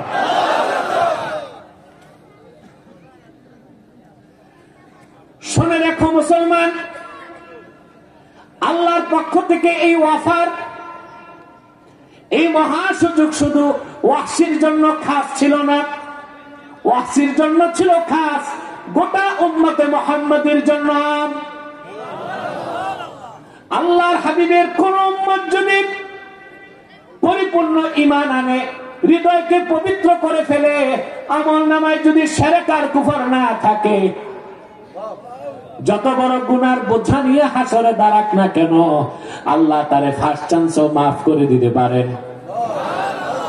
গুনার কারণে জাহান্নামে শাস্তি দিলেও অবশ্যই কোন একদিন আল্লাহ তারও জান্নাত দিবেন। তাহলে আমাদের মূল কাজ হচ্ছে হৃদয়কে পবিত্র করা। সুবহানাল্লাহ বলবেন না? তারপর যদি পরিপূর্ণ সফলতা চান, অর্থাৎ 1 সেকেন্ডও জাহান্নামে যাইতে চান,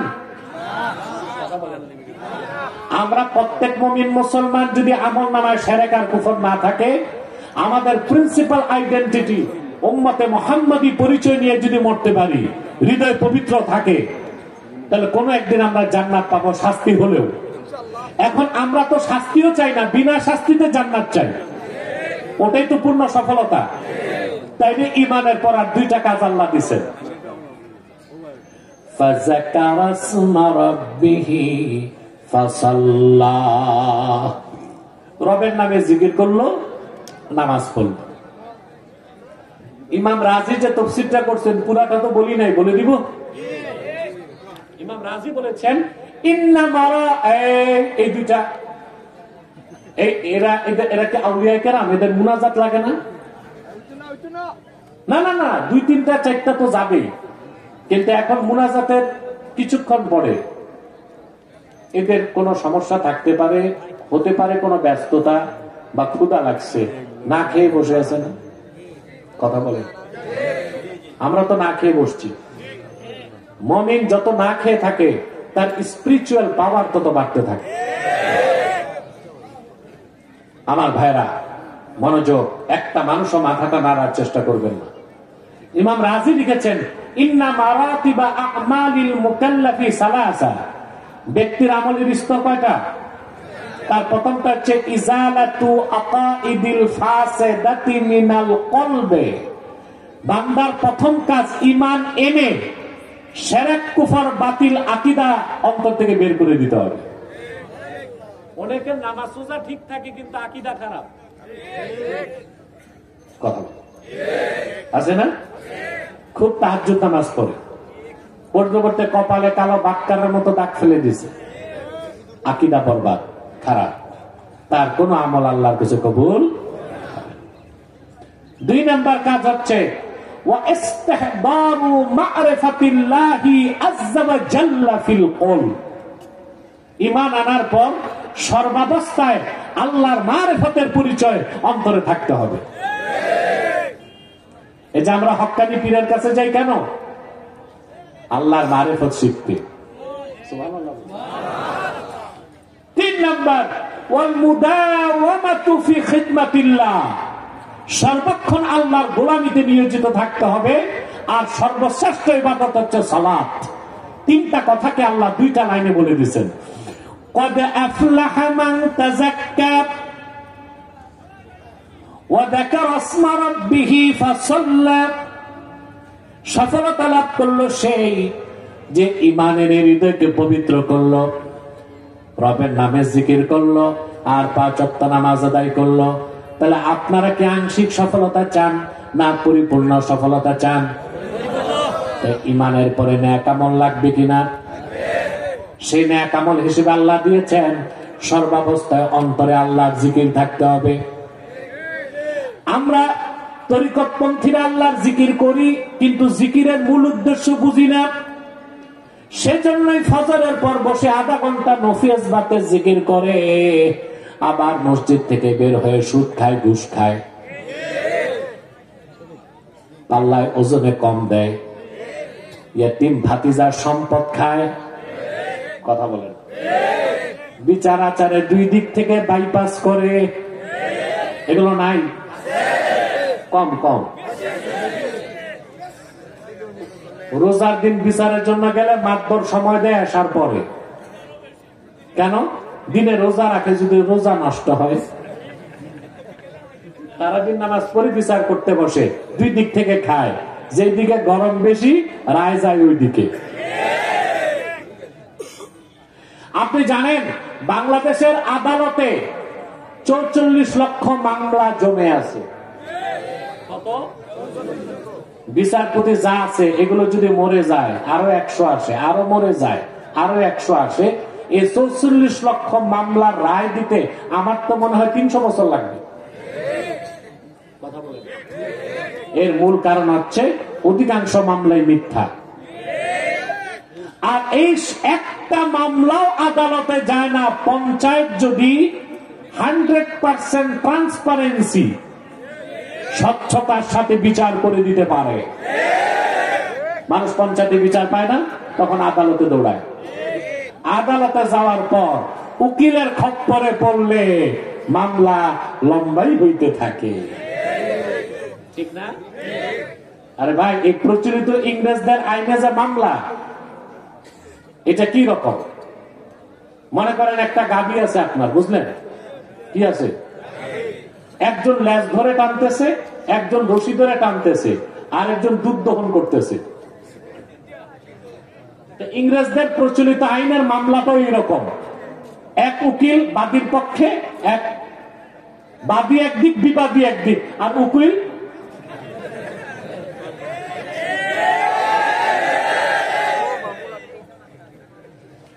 সেজন্য আমি উদাত্ত ভাবে বলছি, রাষ্ট্র সংস্কার করতে হলে সংবিধানও বদলাতে হবে, প্রচলিত আইনকে বাদ দিয়া শরিয়া আইনে দেশ চালাতে হবে।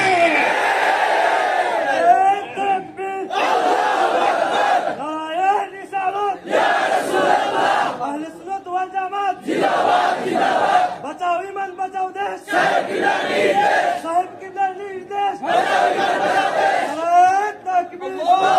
আমার ভাইয়েরা, হযরত শাহজালালের উত্তরসূরিদেরকে বলছি, সময় এসেছে বজ্রের আওয়াজ কেড়ে সর্বশক্তি দিয়ে জানায় দেন এই দেশের নীতি নির্ধারকদেরকে, 200 বছর ইংরেজরা ধোঁকা দিয়েছে বাংলার মানুষকে। 47-এ দেশ স্বাধীনের পর 24 বছর পাকিস্তানিরা ধোঁকা দিয়েছে। 71-এ দেশ স্বাধীনের পর 53 বছর যারাই ক্ষমতায় গেছে ধোঁকা দিয়েছে, পশ্চিমাদের তাবেদারি করেছে। আর পশ্চিমাদের তাবেদারি চলবে না, কোরআনের আইন দিয়ে দেশ চালাতে হবে, বাংলাদেশকে দখল করতে হবে।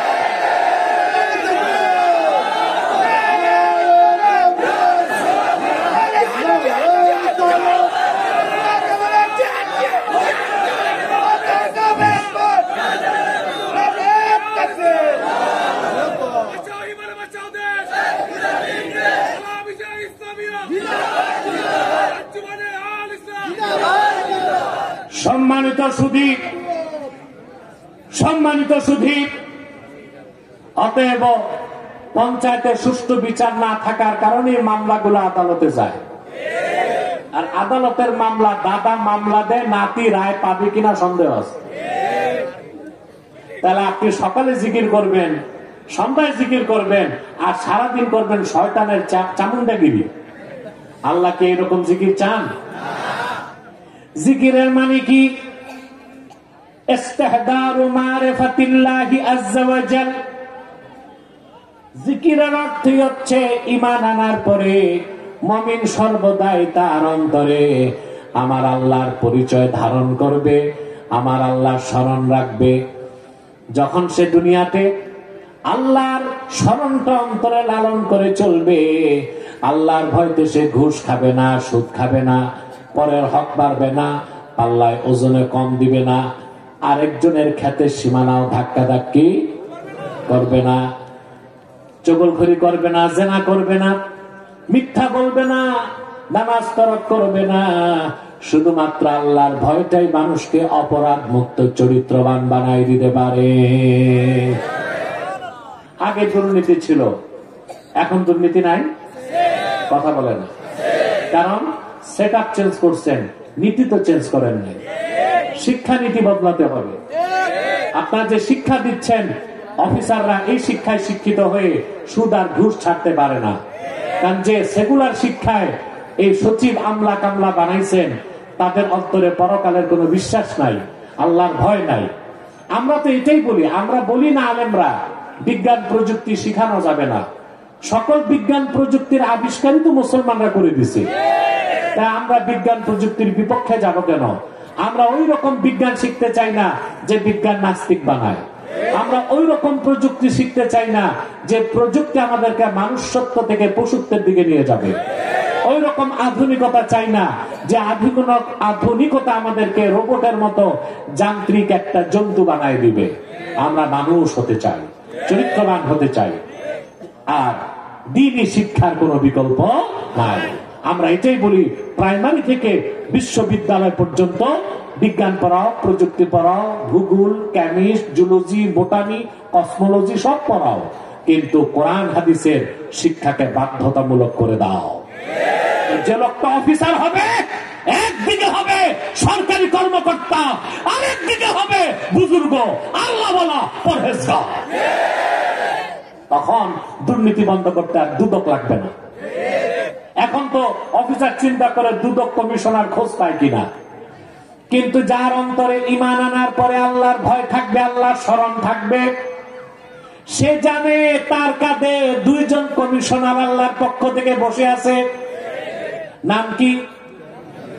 কিরামান কাতিবিন।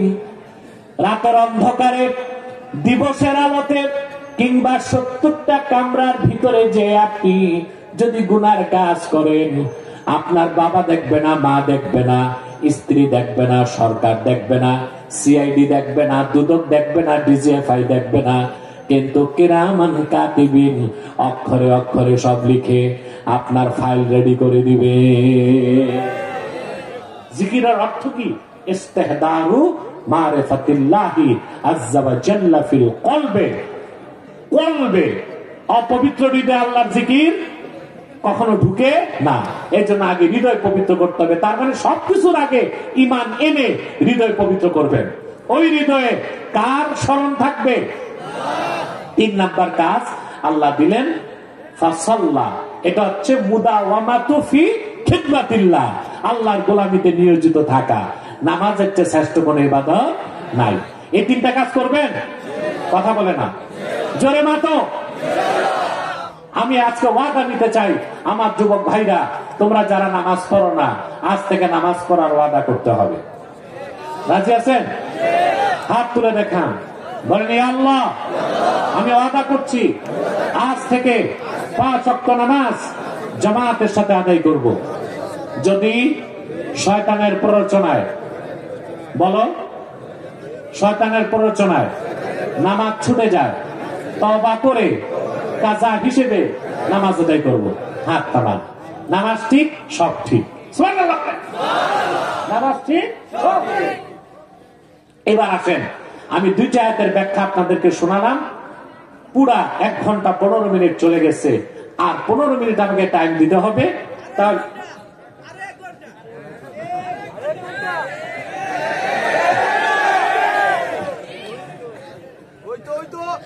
ওই তো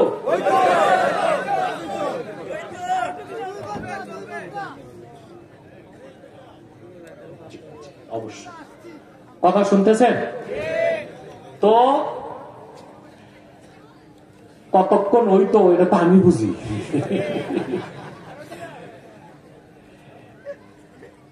আমি যদি বক্তব্যে লিমিট না রাখি তখন আর ওয়াজ হবে না, আওয়াজ শুরু হবে। আমাকে তো পড়াশোনা করতে হয়, তারপর বুঝাতে হয়। কথা বলে। আর আমি আগে বলেছি, আমরা কতক্ষণ আলোচনা হলো সময় দেখবো না, আমরা দেখবো কথা কি হলো। ঠিক না ভাই? এবার পরের কয়েকটা আয়াতের তরজমা আর শিক্ষাটা কি তা আমরা উল্লেখ করছি। এরপর আল্লাহ তাআলা বলেন, বাল তুসিরুনাল হায়াতাদ দুনিয়া ওয়াল আখিরাতু খায়রুন ওয়া আবকা। কিন্তু পৃথিবীর মানুষেরা মূলত এখানে অবিশ্বাসীদেরকে আল্লাহ তিরস্কার করছেন। তোমরা তো দুনিয়ার জীবনটাকে প্রাধান্য দিচ্ছ, অথচ আখিরাত হচ্ছে উত্তম এবং স্থায়ী। বলেন সুবহানাল্লাহ। এখন দুনিয়ার জীবনকে প্রাধান্য দেওয়ার অর্থ কি এটা বুঝতে হবে।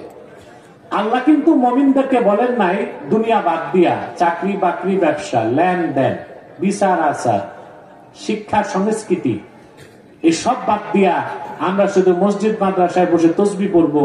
আল্লাহ কিন্তু এটা বলেন নাই। মুমিনকে দুনিয়া লাগবে, তবে মুমিনের জন্য দুনিয়া ততটুক প্রয়োজন যতটুক। 2, মুমিন কখনো আখিরাতকে বাদ দিয়া দুনিয়া কামাই করবে না। মুমিনের জীবন দর্শন আর কাফেরের জীবন দর্শনে এখানেই মূল পার্থক্য। কাফেররা আখিরাতের উপর দুনিয়াকে প্রাধান্য দেয়, আর মুমিন দুনিয়াদারি করবে কিন্তু দুনিয়ার উপর আখিরাতকে প্রাধান্য দেয়। এজন্য অবিশ্বাসী কাফের মুশরিকদের সকল কাজ দুনিয়ামুখী, আর মুমিনের সকল কাজ আখিরাতমুখী। বলেন সুবহানাল্লাহ। এখানেই হচ্ছে বিলিভার আর অ্যাথিস্ট বা সেকুলারিস্টের মধ্যে পার্থক্য। মুমিন তার দুনিয়া লাগে, কিন্তু কখনো সে দুনিয়ার উপর আখিরাতের উপর দুনিয়াকে প্রাধান্য দিতে পারে না। ভাইরা আমার, আপনি দুনিয়া কিভাবে ছাড়বেন? দুনিয়ার বিষয়গুলো তো আল্লাহ তাআলাই চিত্তাকর্ষক করে দিয়েছেন আমাদের কাছে। ছাড়তে পারবেন দুনিয়া? কথা বলেন। আপনি চাইলেও কি দুনিয়া ছাড়তে পারবেন? দুনিয়াতে অসংখ্য উপকরণ আছে যা আল্লাহ আমাদের জন্য চিত্তাকর্ষক করে দিয়েছেন। যেমন আল্লাহ তাআলা বলেন, যুয়িনা লিন-নাসি হুব্বুশ শাহাওয়াতি মিনান নিসাই ওয়াল বানিনা ওয়াল কানাতিরিল মুকান্তারাতি মিনাজ যাহাবি ওয়াল ফিদ্দা والخيل المسومة والأنعام والحرث ذلك متاع الحياة الدنيا والله عنده حسن المآب আল্লাহ বলেন এই পৃথিবীতে মানুষের জন্য চিত্তাকর্ষক করে দেওয়া হয়েছে মহিলাদের প্রতি আকর্ষণ, সুবহানাল্লাহ, সন্তানদের প্রতি আকর্ষণ। আপনাদের যদি বউ না থাকতো আর বাচ্চা কাচ্চা না থাকতো, চাকরি বাকরি করতেন? কথা বলেন। সংসার চাকরি বাকরি করেনি তো বউ আর সন্তানদের জন্য। একটা মানুষের পেট চালাইতে কি লাগে ভাই? কিচ্ছু লাগে না। এই যত দুনিয়াদারি এই স্ত্রীর জন্য, সন্তানদের জন্য। আল্লাহ বলেছেন এগুলো চিত্তাকর্ষক করে দেওয়া হয়েছে মানুষের জন্য। কারি কারি সোনা রূপা এগুলোর প্রতি মানুষের টান আছে। চিত্তাকর্ষক ঘোড়া, গৃহপালিত প্রাণী আর কৃষি, এই সব জিনিস আল্লাহ দুনিয়াতে দিয়েছেন, মানুষের জন্য ভালো লাগার ব্যবস্থা করে দিয়েছেন। এর জন্য মানুষ ব্যবসা করে, চাকরি করে। তা আমরা মুমিনরা মানুষ, আমাদেরকে এগুলো লাগবে না? কথা বলেন। বিয়ে শাদী, সন্তান লালন পালন, কামাই রোজগার, রাজনীতি, অর্থনীতি, সমাজনীতি, ব্যক্তিনীতি, সংসার নীতি, সংস্কৃতি, সব ক্ষেত্রে মুমিন শরীয়তের অনুসরণ করবে, তার জীবনটা হয়ে যাবে আখিরাতমুখী। আর কাফের মুশরিক বেঈমান আখিরাতকে বিশ্বাস করে না, তাদের সব কাজ হচ্ছে দুনিয়ামুখী।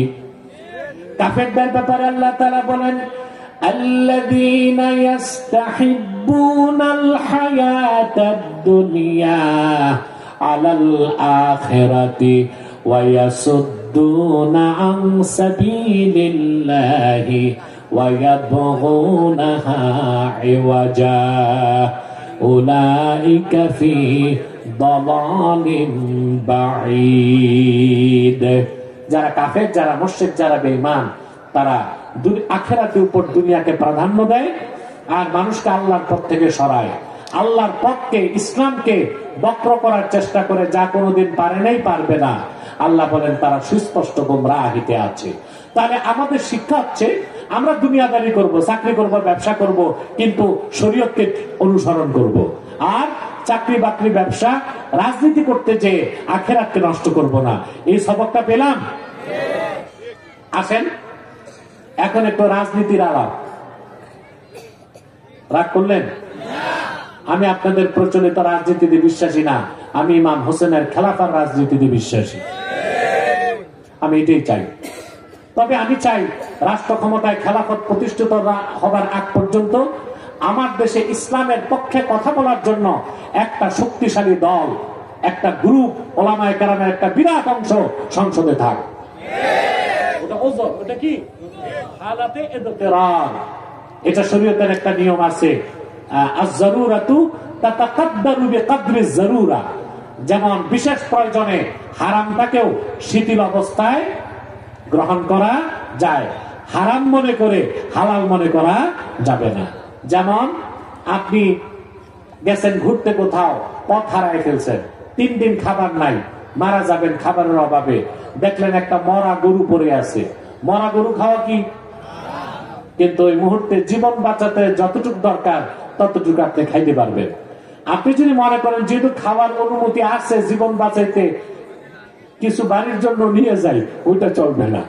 আপনি জীবন বাঁচাতে যতটুকু দরকার ততটুকু খেতে পারেন, কিন্তু আপনি কি হালাল মনে করতে পারবেন না হারামি মনে করতে হবে? ঠিক আমরা গণতন্ত্রকে আদর্শ হিসেবে বিশ্বাস করি না, খেলাফাকে রাজনৈতিক আদর্শ হিসেবে বিশ্বাস করি।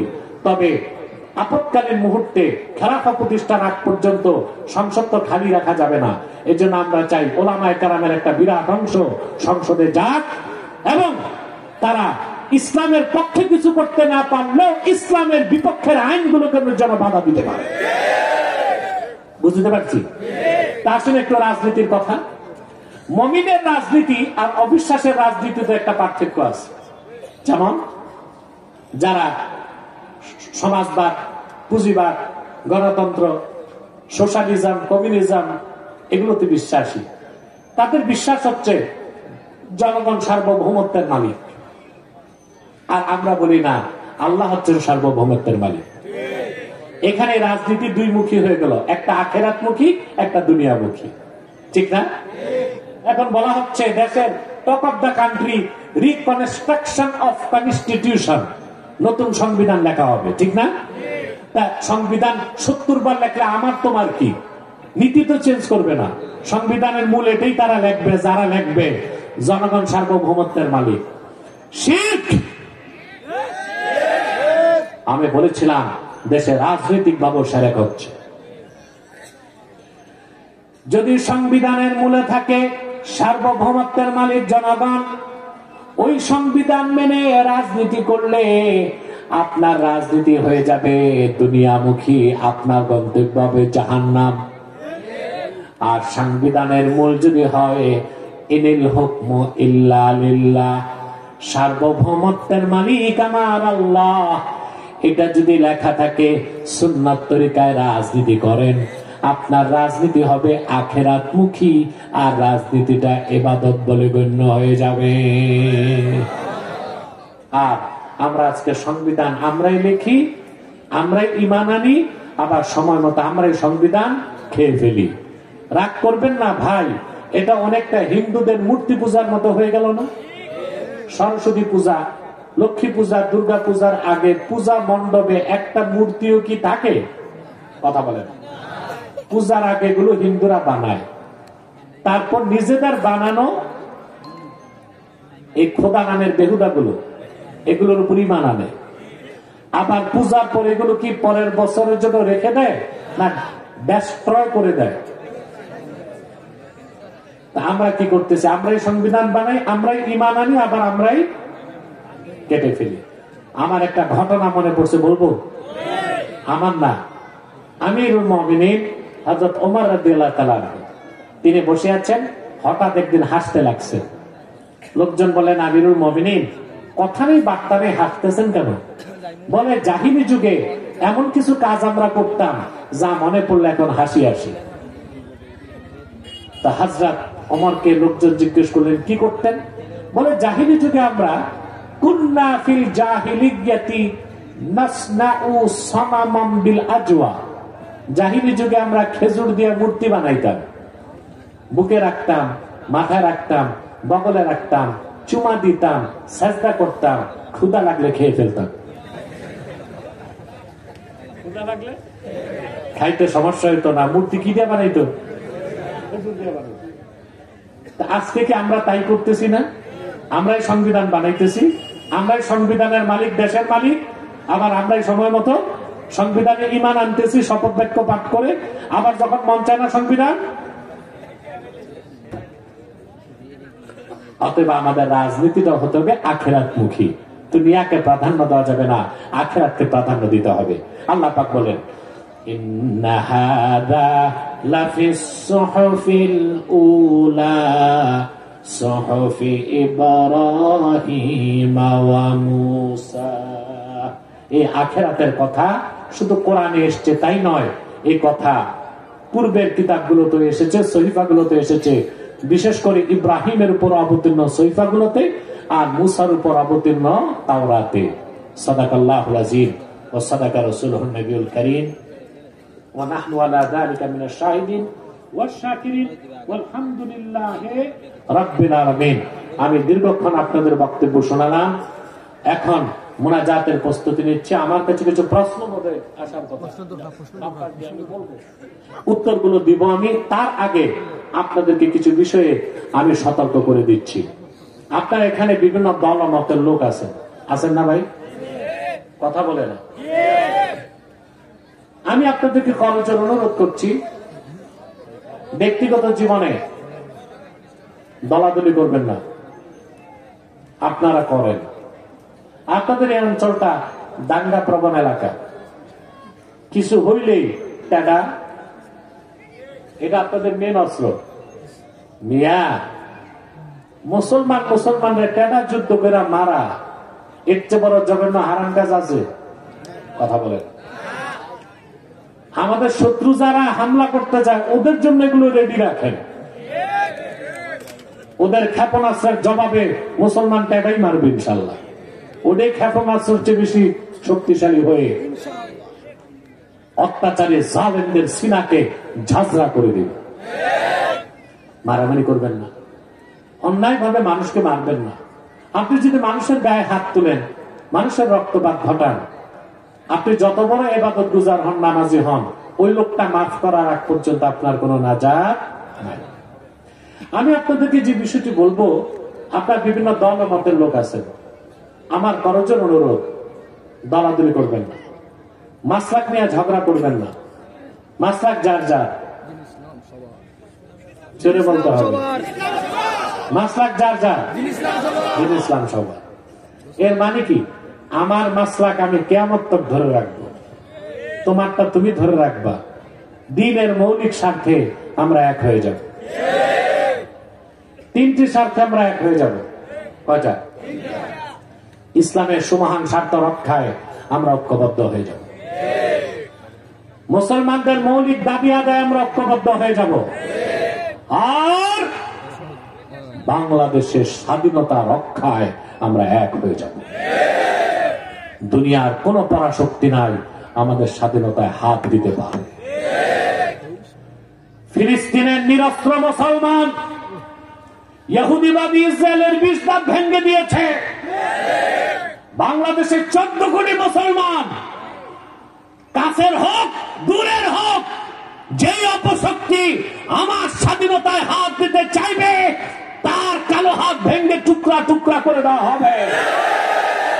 আমার সবুজ লাল পতাকার দিকে চোখ তুলে যে তাকাবে, বাংলার বীর জনতা ওই চক্ষু বের করে দিবে ইনশাআল্লাহ।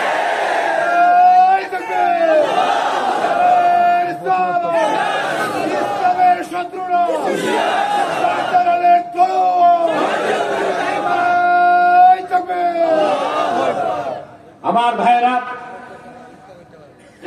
তিনটা স্বার্থে এক হবেন। আমাদের এই তিনটি স্বার্থের বিরুদ্ধে কাজ করতেছে বাংলাদেশে 3টে অমুসলিম সম্প্রদায়। তার মধ্যে সবচেয়ে জঘন্য হচ্ছে কুখ্যাত কাদিয়ানী সম্প্রদায়। নিঃসন্দেহে তারা কাফের এবং অমুসলিম। তাদেরকে যারা কাফের বলবে না, তারাও কাফের, কারণ তারা আল্লাহর আখির নবী মুহাম্মদ সাল্লাল্লাহু আলাইহি সাল্লামকে আল্লাহ শেষ নবী হিসেবে বিশ্বাস করে না। চিল্লায় বলেন নাউজুবিল্লাহ। এর জন্য তারা কি? তাদেরকে যারা কাফের বলবে না, তারা কি? মানুষকে ধোঁকা দিতে তারা মুসলমানদের মতো দাড়ি রাখে, টুপি লাগায়, নাম রাখে, তাই বলে মুসলমান হবে? আরে ভাই, দাড়ি রাখলেই যদি কেউ মুসলমান হতে পারতো, তো রবীন্দ্রনাথ ঠাকুরের চেয়ে বড় মুসলমান কে হইত? সে কি মুসলিম ছিল না অমুসলিম? টুপি লাগালে মুসলমান হয়ে যায়? দিল্লি পার্লামেন্টে হিন্দু কংগ্রেসের এমপিরাও টুপি লাগায়, মুসলিম হবে? নাম রাখলে মুসলমান হয়ে যায়? এক শয়তান বোতলে পেশাব করে উপরে লেবেল দিছে শরবত, ওটা কি শরবত হবে? ভিতরে কি? তদ্রুপ কাদিয়ানীরা অমুসলিম কাফের। আব্দুল আউয়াল, আব্দুল সামাদ, মুবাশশির আলী, কবির চৌধুরী, শাহরিয়ার কবিরা, নিঝুম ঝুমদা, এসব নাম রাখার দ্বারা তারা মুসলমান হতে পারে না।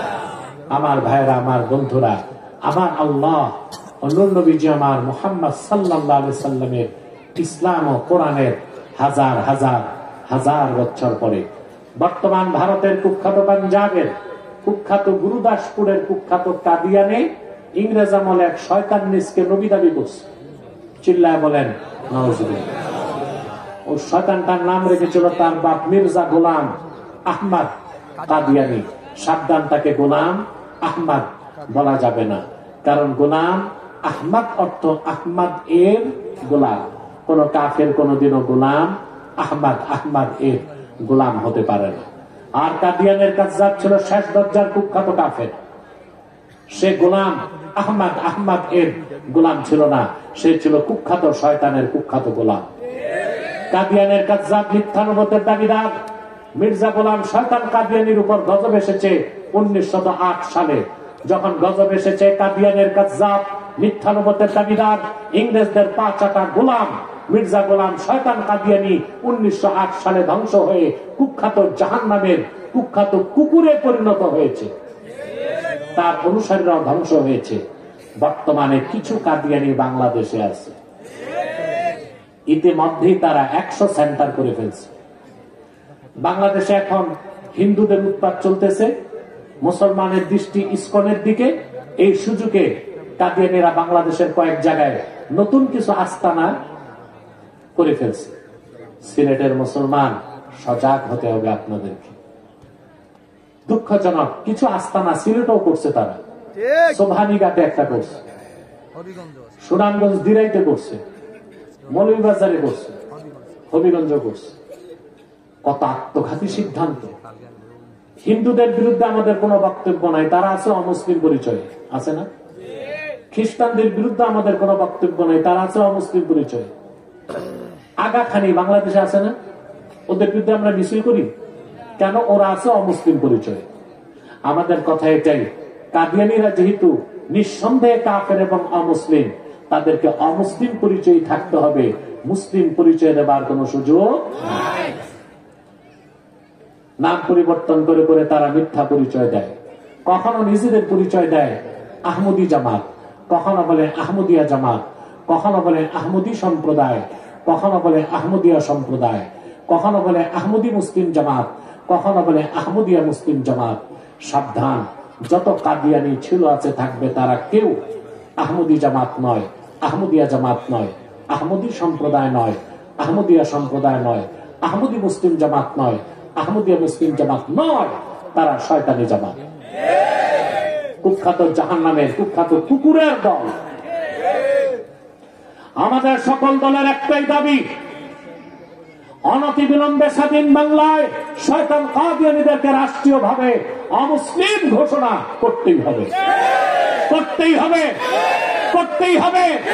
তালামিজকে মাঠে নামতে হবে, আল-ইসলাহকে মাঠে নামতে হবে, ফুলতলির মরহুম পীর সাহেবের উত্তরসূরিদেরকে শপথ নিয়ে মাঠে নামতে হবে।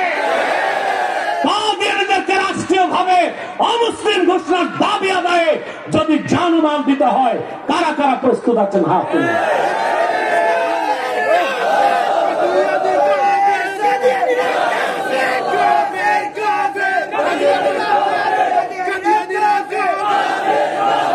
সম্মানিত সুধী, তাদেরকে অর্থনৈতিক সহযোগিতা করবেন না, করবেন?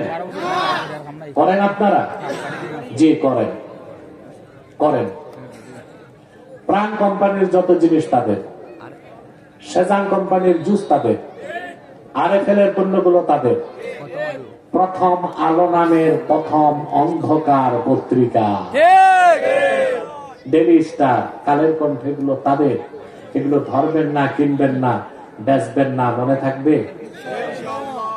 এই যে প্রথম আলো, এটা ইসলামের শত্রু, মুসলমানের শত্রু, বাংলাদেশেরও শত্রু। আপনাদেরকে আমি একটা ছোট্ট কথা বলে দিই, বাংলাদেশে কোন হিন্দুদের উপর মুসলমান নির্যাতন করে নাই। মন্দির ভাঙ্গা, মূর্তি ভাঙ্গার কাজ হিন্দুরাই করেছে। আর যদি মুসলমান নামধারী কেউ করে, ওটা রাজনৈতিক কারণে করছে, ঠিক না? বিষয়টা একেবারেই স্পষ্ট। কিন্তু প্রথম আলো পত্রিকা হিন্দুদের পক্ষে, ইসকনের পক্ষে দালালি করে যাচ্ছে, করে নাই? আর 5ই আগস্টের বিপ্লবের পর অসংখ্য নিরীহ পুলিশের উপর নির্যাতন হয়েছে, সেই সংবাদটা তারা কিন্তু প্রচার করে নাই। কারণ ওরা চেয়েছিল পুলিশের উপর আরো নির্যাতন হোক, জনগণের সাথে পুলিশের যুদ্ধ হোক, বিপ্লব নষ্ট হয়ে যাক। আলহামদুলিল্লাহ, আমি জানি না ওসি সাহেব জানে কিনা, পুলিশের উপর নির্যাতনের বিপক্ষে প্রথম বক্তব্য বাংলাদেশে সংবাদ সম্মেলন প্রকাশ্যে আমি করেছি। আমার বক্তব্য ছিল, যারা অপরাধী তাদের শাস্তি হোক, কিন্তু যারা অপরাধের সাথে জড়িত নয়, ঢালাও ভাবে পুলিশদেরকে মারা, হত্যা করা চরম পর্যায়ের হারাম ও জঘন্য কাজ। একটা মহল চাইছিল, ঠিক না?